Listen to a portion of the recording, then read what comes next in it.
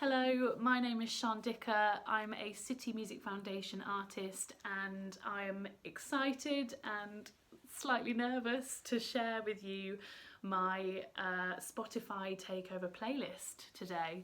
When I got asked to do this, I had a little panic because I was like, oh my goodness, my taste in music is definitely not cool enough to do this. But then I had a word with myself and I thought, no, it's good to share stuff that, you know, means a lot to you. And it's been so lovely seeing all of the other artists' playlists, which you should go and check out on Spotify as well, and all the kinds of different things that they're really interested in. It's really fascinating. So I've just put together a list of stuff that I really love. Some of it I've loved for a really long time, and others are kind of more recent discoveries. So I'll just tell you a little bit about my choices. So starting off the playlist is the overture to Mozart's Marriage of Figaro, and it's just a piece I could listen to over and over and over again. I just think there's no better or more exciting start to an opera than that, and I just love it. I love Mozart and I just think it's perfection and just, yeah, amazing.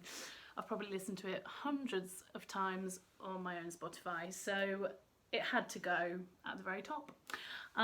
So then there's a mixed bag of other stuff. You'll notice on there Saint-Saëns Danse Macabre, which is obviously very famous, but it holds a special place in my heart because I don't know if you're familiar with the BBC One programme. It's quite old now, Jonathan Creek, but it's the theme tune to that, and my husband and I are Jonathan Creek fanatics, and so much so that we actually walked out of our wedding to Danse Macabre, to a string quartet arrangement. So it had to go on the playlist because yeah, just love it.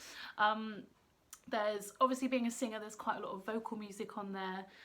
There's some Sibelius sung by Jamie Barton, who is just one of my biggest idols for so many reasons. There's some Strauss sung by the inimitable Jesse Norman. There's also some Muriel Herbert songs, which are a very recent discovery. They're her children's songs, and like with so many other composers who have written children's songs, I'm just really drawn to them, and I just think to myself, these are for children, but they're also 100% for adults. I love them. I think they're so witty and accessible and clever, and they've been a really nice gem to find recently, so that's been lovely. There's quite a lot of string music on the playlist. I'm an ex-string player myself, not a very good one at all, but there's just some pieces on there that bring back really amazing memories from growing up. My mum is a cellist as well, and I spent my youth playing in youth orchestras. So there's a little bit of Walton's Cello Concerto on there, which is just a genius piece. I just love Walton. He packs every second of every bar full to the brim with character and just doesn't waste a single note, and that's so clear in his cello concerto. There's also some Schubert, some of his violin sonata, played by fellow City Music Foundation artist Emily Sun. The second movement of that is just stunning. I think there's also the Telemann viola concerto on there, which I've attempted myself. Not very well, but it's such a great piece, and yeah, just brings me a lot of joy. There is also some musical theatre in the mix, because I couldn't do a Spotify playlist without some MT in the mixture. So there's some Sondheim, it's the prologue of Act 1 of Into the Woods. Again, it's just genius. It's just so brilliantly, cleverly, wittily written, and I just think Sondheim is amazing.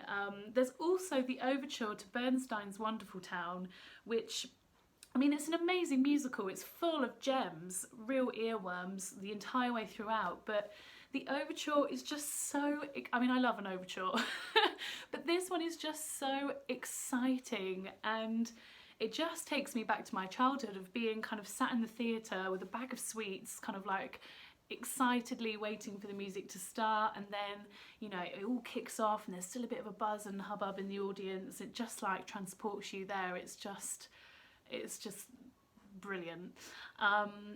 So yeah, and then finishing off my playlist are two endings of two very different operas.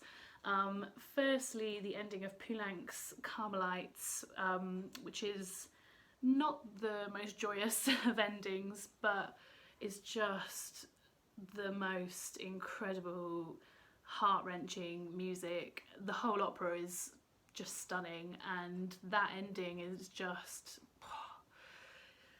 yeah, leaves you feeling all of the feelings.